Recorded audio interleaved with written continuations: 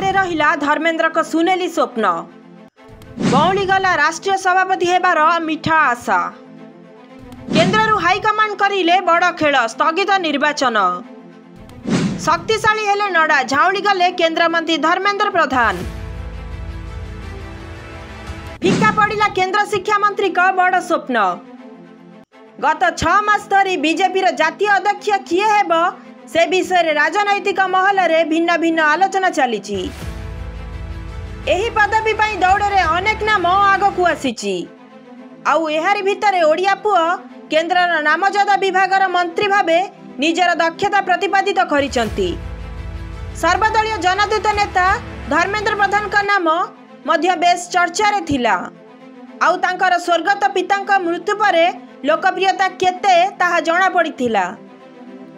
केन्द्रर अमित शाह का खास प्रिय बोली धर्मेंद्र प्रधान ना सामना को आसे सेथिपाई तांको एथर राष्ट्रीय सभापति पद मिली थांता किंतु सबु आशा पानी फटका परी मिले जाइछि। केन्द्ररु बड़ गेम हावा रे सब ओलट पालट होई गला। हाँ दर्शक बंधु, बीजेपी राष्ट्रीय अध्यक्ष निर्वाचन पुणी थरे स्थगित रखा जाइछि। एहार अर्थ हेउछि जे जेपी नड्डा आगामी निर्वाचन पर्यंत बीजेपी सभापति रहिबे। कुआ जाउछि जे पहलगाम रे होइतिबा आतंकवादी आक्रमण को दृष्टि रे रखी निर्वाचन को किछि समय पई स्थगित रखा जाइछि। जातीय सभापति निर्वाचन रे किछि विलंब हेबो। दलर सभापति निर्वाचन केबे हेबो ताहा वर्तमान स्पष्ट नुहे।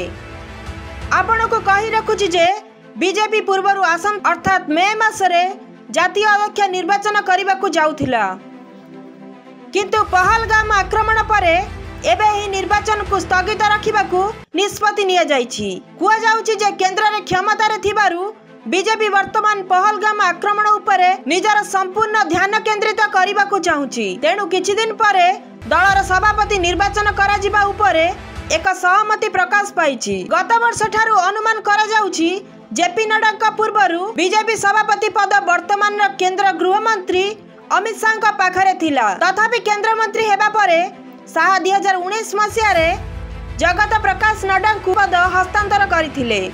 2024 लोकसभा निर्वाचन पर ठारू जेपी नड्डा बीजेपी सभापति पदरु इस्तीफा देई पारंती बोली अनुमान करा जाउथिला किंतु सेबे ठारू बीजेपी मुख्य का निर्वाचन न हेबा जोगु नड्डा एही पदरे रहिचंती। जदि आमे बीजेपी संविधान को देखिबा तेबे एहा अनुसारे राज्य निर्वाचन समाप्त हेबा परे ही दल जातीय सभापति निर्वाचित हुअंती। दल गठन हेबा दिन ठारू समस्तक सम्मति रे सभापति निर्वाचित होई आसुचंती। तेबे आगो को स्थिति केउ मोड़ नेउछि ताहा उपरे नजर। ब्यूरो रिपोर्ट, डिजिटल खबर टाइम।